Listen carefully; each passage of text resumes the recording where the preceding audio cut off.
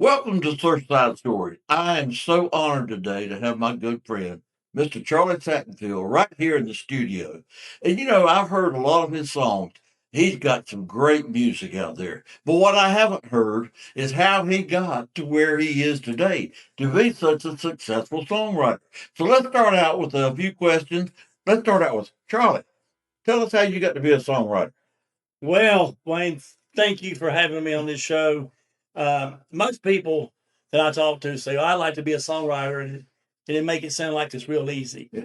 And songwriting is a very difficult task. Some people are born with a lot of natural talent and they can do it quickly. Some, like myself, we have a little talent, but we did a lot of work. And in my case, I grew up in Winston-Salem, North Carolina, and we was kind of in the project area, and it was a pretty rough neighborhood.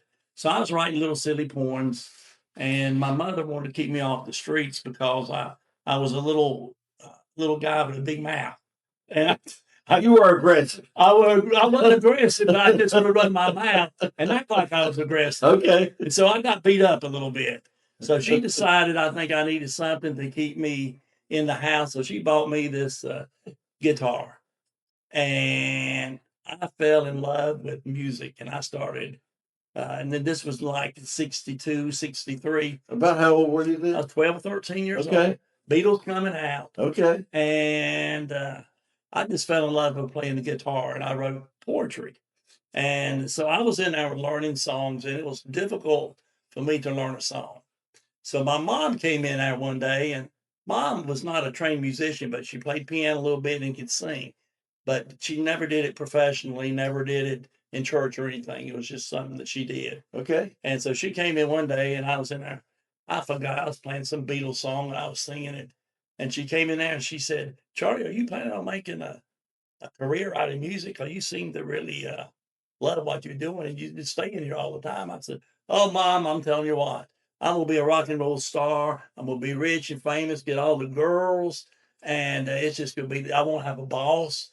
That was plan A. Plan A. Okay. And of course, she reminded me in a very gentle way. She said, "Charlie, I love you, but you can't sing." She said, "You're off key, you're tone deaf, and you can't sing." And I said, "Well, you don't have to be able to sing the rock and roll with Bob Dylan." And anyway, she left in about 10 minutes, came back in and sat down on the bed. And I knew she was serious when she sat down on the bed. She said, "I didn't mean to hurt your feelings." And she said, "But I got an idea for you." She said, "Why do singers sing?" I said, "Songs." She said, "Where do they come from?" I said, "Songwriters." She said, "Why don't you be a songwriter? You don't have to sing." And I went, "Okay, cool."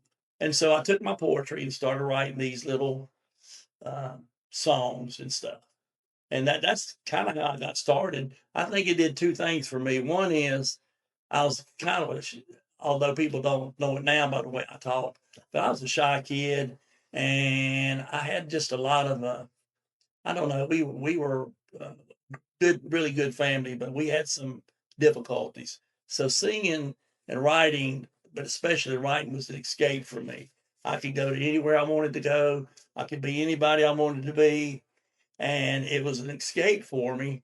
And it also helped me to. I think most songwriters, they have like this emotion, this story that they have to tell, and so that's kind of how I started doing that. And I never quit. I've been writing now for 60 some years. I write more now than I've ever written.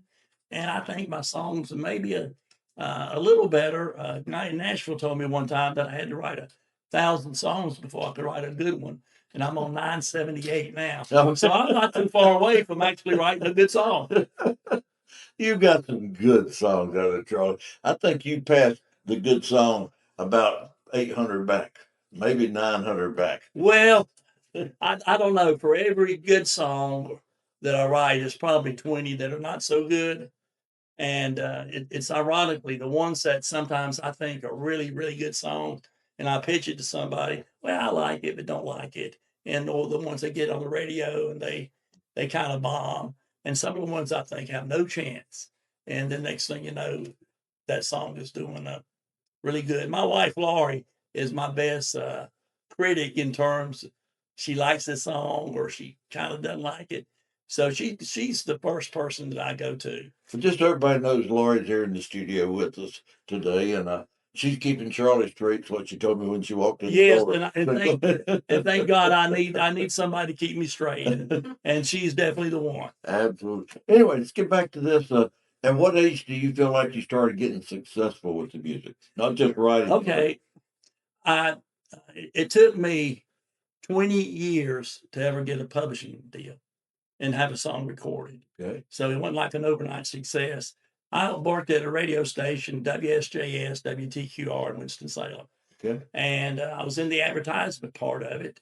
And I decided, one of my clients, the car dealership, said, I need a jingle for my business. And I said, okay, let me check. So I called Chicago, Nashville, Dallas, and to price jingles for this car dealership. And I said, man, these jingles cost a lot of money.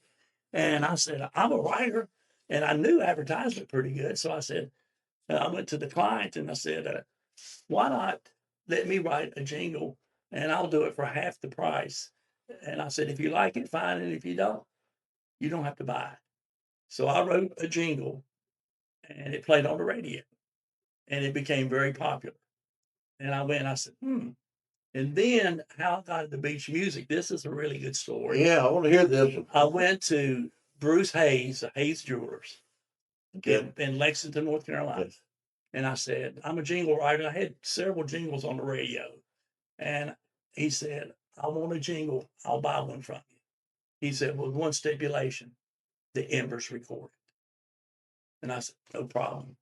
No problem. Make it happen. We signed the deal. And so I called Bobby Thomason. Yeah. And I say, Bobby, hey, I'm Charlie Sattenfield. I introduced myself. He didn't know me. Nobody knew me. And I told him that I needed a jingle for Hayes Jewelers. And Bruce Hayes had said he would pay them X amount of money and he would pay me. So I wrote this jingle with a man by the name of Blaine Smith.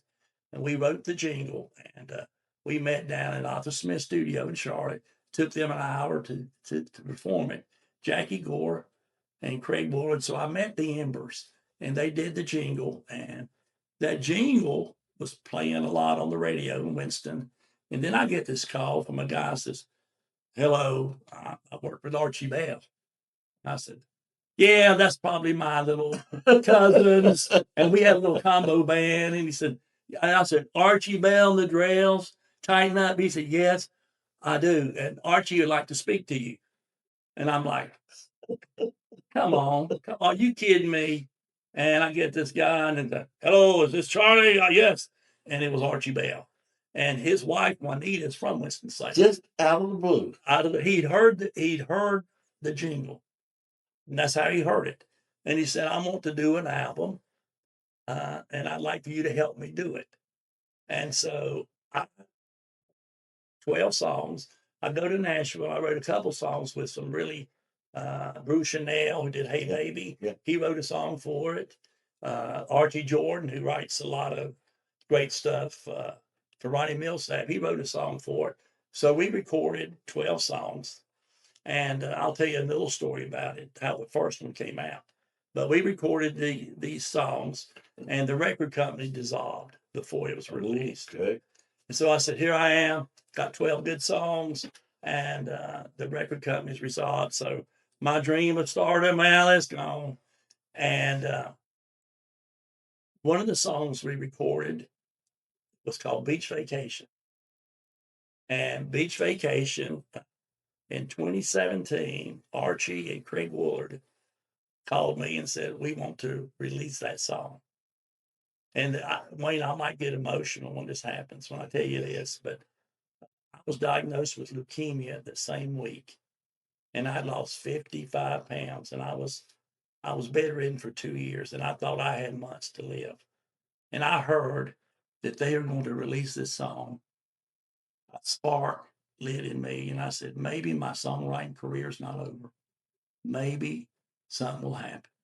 And they released the song and it went to number one. And it was, and the next thing you know, quote, people think, Charlie Sattenfield's a great songwriter. He wrote Georgie Bell. And little did they know, we wrote that song in 5 minutes because the record company needed one more song. And they said, you ain't got anything much about the beach in it. So I had that little riff about beach vacation. And Archie was singing it.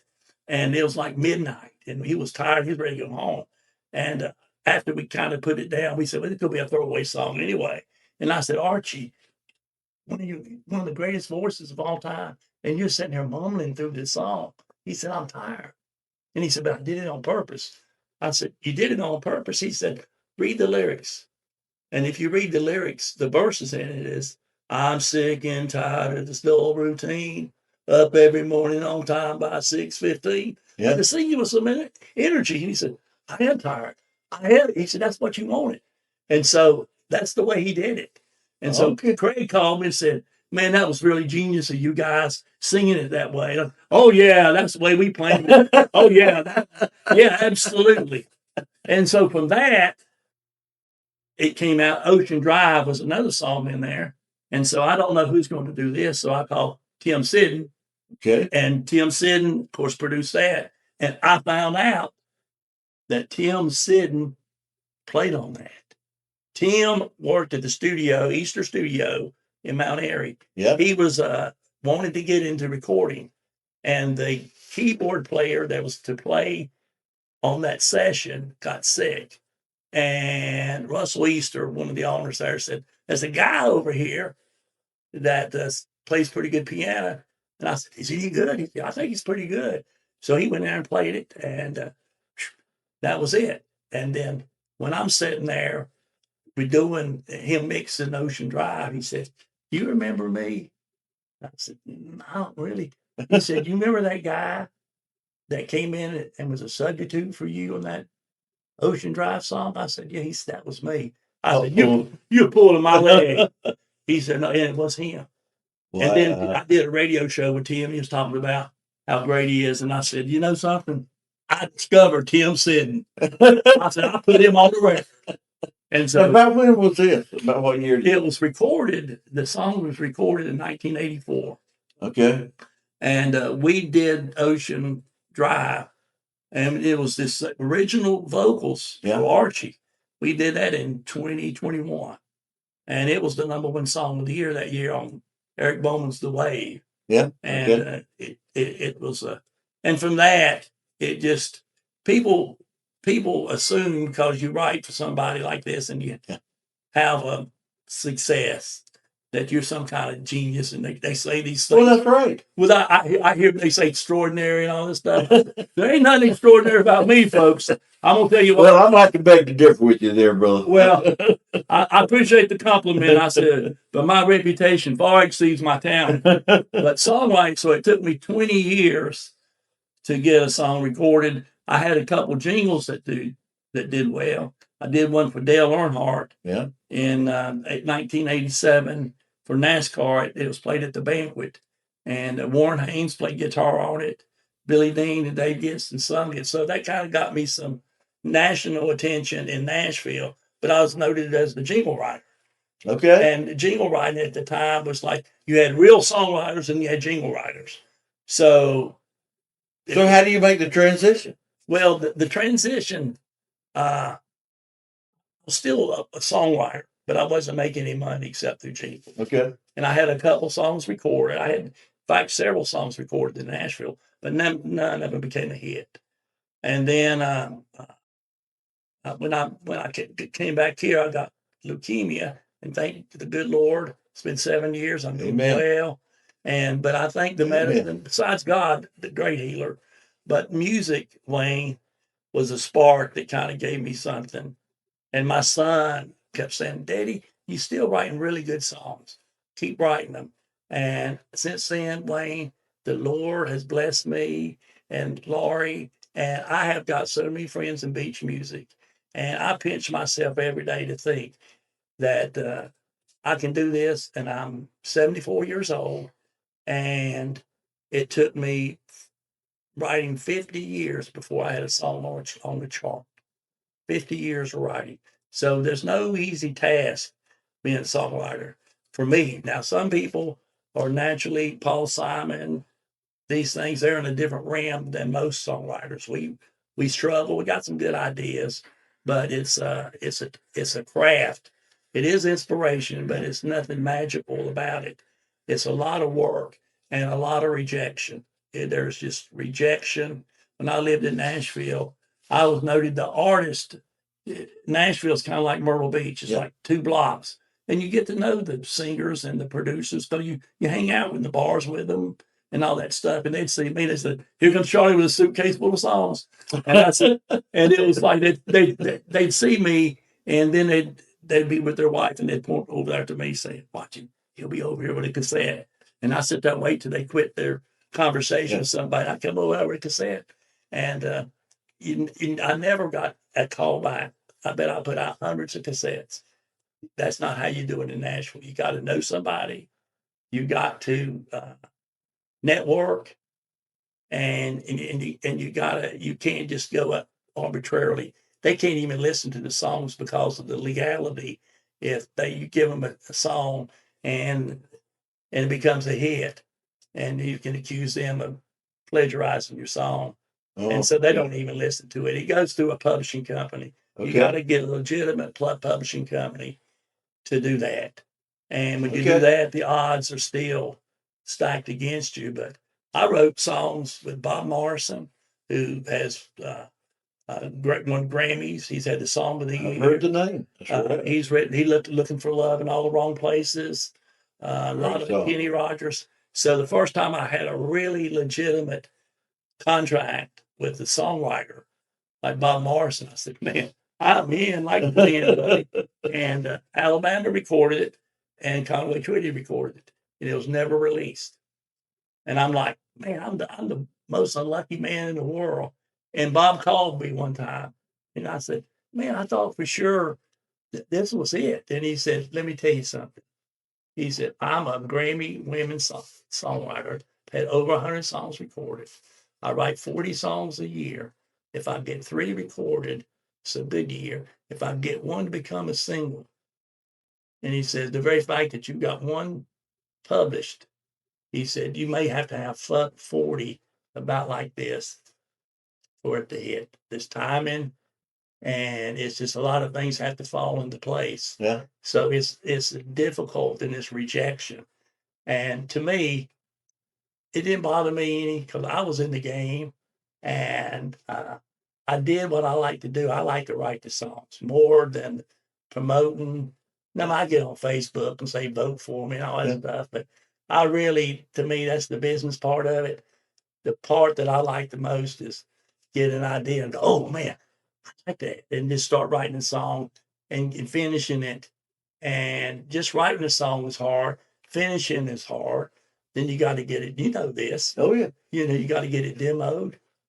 If you get it demoed, you got to get it to an artist. Artist has got to like it. Then the producer's got to like it. The record company's got to like it. The radio company's got to like it. The public's got to like it. And there's so many different things along that path that if it gets through, then you're very fortunate because most songwriters never hear a song on the radio. And so it took me a long time, but it was more tenacity than talent. I think I got a little talent, and I think I'm learning now. Beach music is it's hard to write because you got the older generation that wants to shag, 3/4 shuffle, and something they can shag to. Then you got the new people wanting to be more modern, and you kind of it's somewhere in between to find something that's old, people can dance to. You don't want to get away from beach music because that's the soul of it. And you got the new bands that play rock and roll and stuff, and it's difficult. But country music's going through it. It used to be the traditional steel guitar. Then when they put drums, oh my God, they got drums. And the first time they put a saxophone on a country song, like Nashville's about to be destroyed. Hitler has taken over, and the same thing with beach music is evolving. You got AI now is coming in. Well, tell me, what is beach music? To me, beach music is a feel good music that's happy, and it's got a beat that you can dance to. Okay. And that's kind of, I don't know if that's really, but it's it's a to me it's a happy. Yeah. My favorite beach music song is "Be Young, Be Foolish, Be Happy." Yeah. I don't. When I heard that, I said, "Man, Great song. a great song," and it just resonates to me every time. Or summertime's calling me.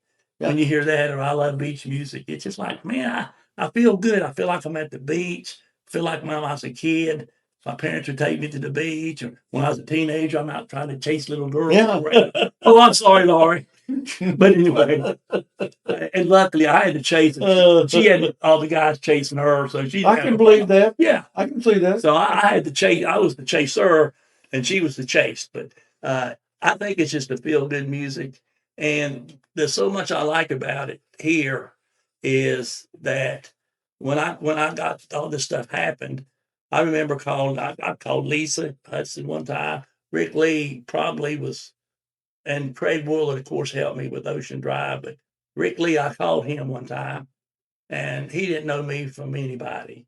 And I got his number. I said, Mr. Lee, my name is Charlie, and I lived in Nashville, and I've got your music. And So you're still in Nashville at that time then? no, I'd moved back. You moved back here. Yeah, I Okay. moved back here, Okay. and so I was start making the rounds, and it was about the time Beach Vacation came out. Okay. So I called him and said, "Hey, what's the chances of me coming in an unknown, writing songs?" And he talked to me for over an hour and did not know me for Adam, and talked to me about music, how he did it. And I said, "Man, I can talk to these people." And I come out here and see. I remember seeing Rhonda McDaniel the first time. I went, "Rhonda, it's Rhonda McDaniel." Oh my gosh! Oh, I was like in awe. And I went up to her and said, "Can I have a picture made with you?" And she said, "Yeah." And I said, look, years later, I'm sitting there hugging them, and they know me, and I know them. And I'm thinking, wow, I remember me Wayne. That's Wayne Troutman, And it's a family, and It's a family. It's a family, and the music is wonderful. I thought Nashville was great, and it is great music wise. And I didn't know about Myrtle Beach, but I get here and see these players and these singers and producers, and it's unbelievable the talent here. Absolutely. And I can go down. I thought it may when I come down to SOS, I see first of all the fans that say, "Hey, I appreciate what you do." So that kind of makes. And I like to say, I appreciate what you do. I want to accentuate that. What you do for beach music is, at this moment, uncomparable. It really is what you bring into it. But thank you for that. But go ahead, finish this. Okay, and so you get down here, you get to meet the people that listen to the songs. I had a lady today told me, said, "Sometimes love is not enough." My new one, that Barry Duke and Sharon Howard, she said, "I heard that song and it just moved me, and it's what I needed." And then you get to see the artists, the DJs, the everybody down here, and you get your songs on the radio, and it's a paradise for a songwriter. It is, because they want original music. And, sometimes we say, "Well, why does people cut all these oldies and standards?" And I said, "Because we're not writing stuff better." I said, that's why. So why they sing the classics? Because they're better songs. If you want them to quit doing cover songs, write better ones, and that's hard. So, like Pretty Lady, who can write something like that? I mean, that's very good point. I mean, if you can't write something better than that, you put it out, and it's a great, great song. And that's why songwriters, you hope you write something like that one day, and it probably won't do it, but you hope you write something that's just so good. And but this is a wonderful place to visit. I love it down here, and I love the people. Got, I think, more friends in beach music than I do back home. So it's just funny wonderful. you say that. I've told my children, they say, "Daddy, why don't you move back to North Carolina?" I said, "Look, I had a lot of friends there, but at the beach, this beach music family, I've got a whole lot more. They're special people, aren't they, Charlie?" Special people. They really are. Absolutely. You got people that I met 2 or 3 yesterday that I've exchanged telephone numbers, and they'll be friends. And I've heard people say they went on a cruise with somebody with the Embers, and they become lifelong friends. And we go to the different places, and we see people that we knew them by face and not name. Yeah. Now we know them mostly by name. And I just could not. What's happened to me with my health and my age, it just shows the good Lord. If He has a plan for you, uh, nothing can stop it. And if He doesn't endorse it, nothing can make it happen. And I think in Nashville, I tried to make it happen, and you can't do it. You just wait for. Well, you've been successful here, and so you're telling me the difference is the receptiveness of this particular market is more better for your type of music, I guess. I think so. I think so. I started. I wrote a lot of country songs, but the style. I see beach music evolving a little bit, and it's going to have to evolve a little bit to get a lot of the new generation in. Amen. And there's new. What you're I think you're doing that. We're trying to do it. I know you guys are doing it, and there's some more people coming into town doing it, and it's evolving, but it's still you don't want to get away from the roots of it. So that's what really makes it happen. But this music is difficult to write because you want something that's danceable, you want something that plays on the radio, but something that you can get in the clubs and try to do it. The song that I did with the Tams, My True Love, this is, they said we want something that sounds like the Tams, but we want something a little modern. Okay. And to try to combine those two is difficult. And we try to do that. And you try to get it so it's danceable, it's a positive song, and very much so. And it sounds like the old Tams, but yet it's got a little new touch to it, and it's hard. And sometimes you did well with that. I tell you what, the Oceans Apart.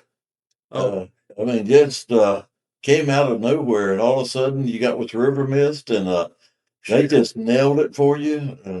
You nailed the song, and they nailed the recording, I think. Well, I gave them the song, Terry Gleason, from Beach Music. Terry. She was God bless her. Good. God bless her soul. She was good friends of ours, and a country guy recorded that song, and I played it for her, and she said, "Well, it's not beachy." She said, "Why don't you send that to River Mist?" And I went, "Because this song, of course, the one that you guys did with them was incredible."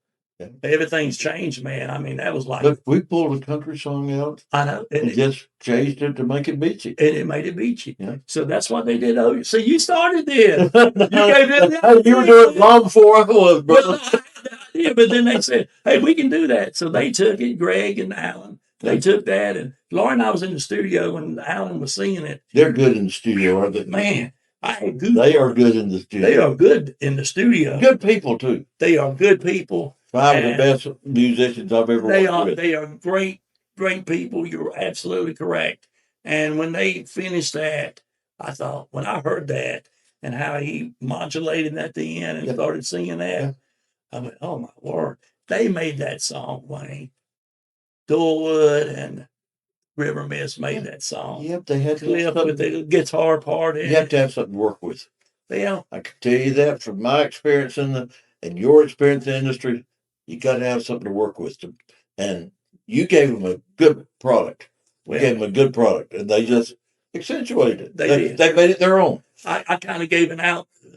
Drew a sketch mark, and then they painted it. Oh, they brought in the brushes and all the stuff on it, and it takes something. And you probably know this, being a producer and going to the studio. It never really comes out the way you expect it. Amen. But you in the studio and things just kind of change. They kind of change. And they said, "Well, let's do it this way." They just fall into place. It is exactly the magic. It just falls into place, and man. And when you get through, you're just like, how blessed can we be, Wayne, to making music like this that people are listening to. When you hear one of your songs, Unforgettable, which is an incredible idea that you guys had in production. But when you hear that on the radio, driving down the road, and you hear that, don't you just kind of Oh, absolutely. And it's not vanity. It's not saying, "Look what I did," or anything. It's like it's touching. it's touching. It's touching. You've got songs that are the same way. I hear them and feel the same thing because of what you put into them and what your groups have delivered, what they've brought out of the studio, man. But good music is good music. Right. And the thing I love about beach music, we all work together. We do. We have the same goal. Some We people do. think we're in competition. We're not. No. We're out here to help each other. I'm here to help you, vice versa. And that's what I love about it. Can you believe we've already been here 30 minutes? That's a normally we cut this off at 25, but your story is so good. I couldn't cut it, buddy. I love it. And God, thank you for coming in the studio today. Wayne Troutman, you are a good man. You're a good man. Beach music needs people like you. And like you, Charlie. And I appreciate it, And I feel like this is one of my best friends sitting right here. Yeah. Thanks everyone for watching Surfside Stories, and we'll see you again soon.